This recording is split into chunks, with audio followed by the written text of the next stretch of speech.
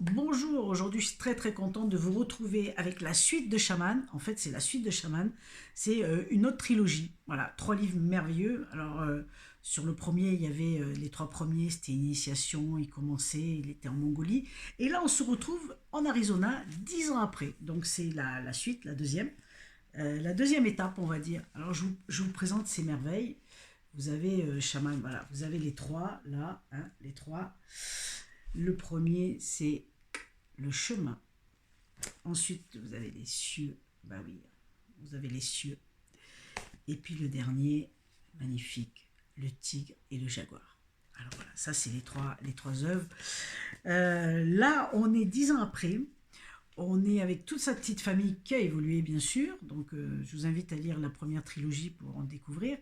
Sa famille qui a évolué et ils sont non plus en Mongolie, ils ont eu l'appel et ils sont partis en Arizona. Donc, ils se trouvent en Arizona, ils se trouvent avec les tribus Apache et Navarro.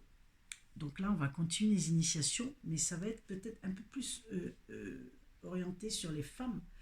C'est une merveille. Il va y avoir des initiations différentes, il va y avoir toujours des compréhensions. Et j'avoue qu'à la fin, donc, ils sont, prend en main aussi, il y a des liens qui se créent. Et ça, c'est fantastique parce qu'on apprend que le voyage, c'est en fait pour créer des liens, découvrir des choses et créer des liens. Et c'est exactement ce qu'on vit en fait tout le temps. On est tous interreliés, ça on l'a un peu oublié, mais on est aussi interreliés avec les éléments de la nature. Et puis la nature, comme je l'avais dit, tout ce qui est nature, animaux, mais aussi le vent, l'air, l'eau, tout ça, tout ce qui fait qu'on vit aujourd'hui, on est relié à ça. Et l'auteur nous dévoile, il a des connexions avec ces éléments, il a des connexions avec la nature. Et évidemment, toujours son enseignement qui continue.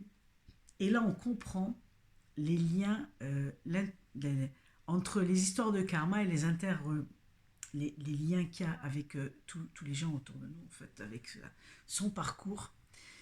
Et à la fin de cette trilogie, il retourne en Mongolie. Mais j'attends avec impatience les autres parce que là, il se passe des choses extraordinaires. On découvre l'évolution de sa petite famille. Et pourquoi sa petite famille? C'est ça qui est fabuleux. C'est que là, on a tous un rôle à jouer et à travers cette saga fantastique, eh bien, il nous dévoile des choses. Il nous dévoile que bah, déjà dans sa famille, et je suppose que nous, dans notre vie de tous les jours, c'est pareil. C'est pareil. Donc on peut faire ce lien entre ça. Mais là, c'est vraiment une pure merveille. Comme d'habitude, les trois, je vous dis, moi j'ai eu les six, donc je les ai lus d'emblée. Je vous ai fait ça en deux vidéos, ça sera plus simple pour en parler. Et c'est merveilleux. Donc là, en Arizona, on découvre ce sens. Au début, il est en Arizona, il y a des choses qui se passent, sa puissance qui augmente aussi, son pouvoir qui augmente. Et, euh, et toute son humilité et toute son humilité qu'il garde, parce que c'est ça les chamans. Il y a des connexions, mais ils restent complètement humbles et ils sont vraiment à l'écoute de ce qu'ils ressentent. C'est extraordinaire, quoi. De ce qu'ils comprennent. Ils sont en lien direct avec les éléments. C'est fantastique. C'est fantastique et on a envie de faire pareil. Après, voilà. Mais, et à la fin de la saga, nous revoilà en Mongolie avec des événements pas piqués des verres quand même, hein. Nous revoilà en Mongolie et là, on apprend aussi à se détacher, à faire confiance, mais je vous en dis pas plus. Si vous avez l'élan du cœur, j'espère que je vous l'ai donné. En tout cas, allez-y, prenez la suite, c'est fantastique. J'ai capoté, j'ai adoré, pareil. Je vous dis, j'ai lu les six hein, d'emblée, comme ça. Ils se lisent très facilement, on comprend tout, il y a rien de compliqué, mais c'est une écriture qui est légère, simple et qui vous amène, mais vraiment en lisant ça, on voyage avec eux, on est avec eux complètement, quoi. C'est un livre fantastique. J'ai lu des livres et j'ai fait des choses sur le chamanisme, mais là, je vous garantis qu'il y a des.